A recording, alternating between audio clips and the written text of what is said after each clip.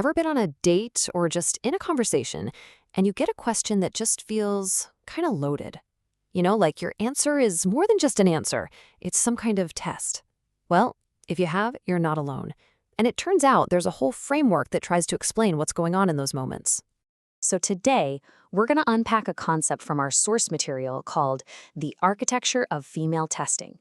We're going to look at what this theory says, why it supposedly happens, and the different ways it can show up. All right, so let's dive right in. What is female testing anyway? Let's get a baseline definition of this core idea. According to this theory, this isn't about playing games or trying to trick someone. Think of it more like a subconscious process, a series of social puzzles or challenges designed to reveal what a guy's really made of. His true character, how confident he actually is, and if he's a good bet for the long haul. And this is a really, really important point the source makes. We're not talking about some kind of deliberate, calculated manipulation. The idea here is that it's more of an instinctual thing, something that often happens unconsciously to get the real story. So that brings up the big question, right? If it's not a conscious game, then why does it even happen? What's the point? What's the end goal here? Well, the framework boils it down to a few key things. It's about checking for stuff like confidence, which is seen as a sign of, good genes and resilience. It's about finding out if a guy is actually willing to put in the time and effort. And of course, can he provide security down the road? But maybe the biggest one is congruence. In other words, are you the real deal? Do your actions actually line up with who you say you are?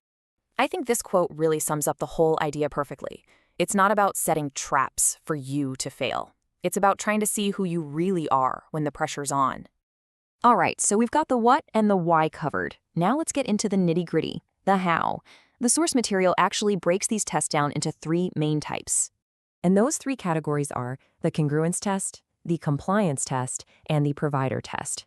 Each one, according to this theory, is looking for something a little different. So let's break them down one by one with some real-world examples. Okay, first on the list, the congruence test. This one is all about authenticity. It's basically a check to see if you walk the walk, not just talk the talk. You've probably heard this one before, right? I bet you say that to all the girls.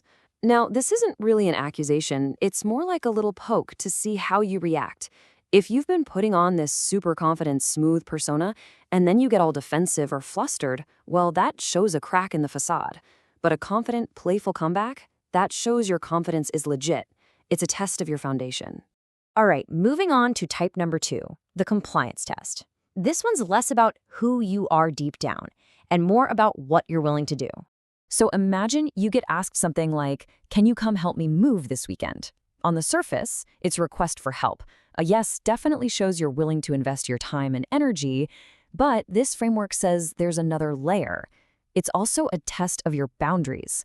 Are you the kind of person who just says yes to everything, a total pushover? Or do you have your own life? The way you answer is just as telling as the answer itself. And that brings us to our third and final type, which is often a bit more subtle and looks toward the future. It's called the provider test. Now, this usually isn't as blunt as, so how much do you make? According to the source, it's way more subtle.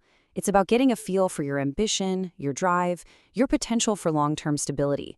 Think about questions about your career, your 5-year plan, or what you're passionate about at work. They're seen as ways to figure out if you're building a secure future. Okay, so we've walked through the what, the why, and the how of these three types of tests. So what's the big takeaway here? How does this all fit together? This chart actually does a great job of laying it all out.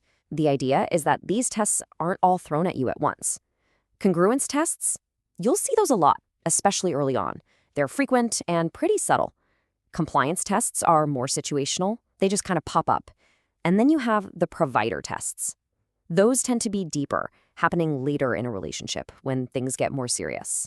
So if you remember one thing from this, it should be this.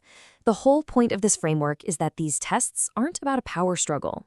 They're presented as a kind of subconscious communication.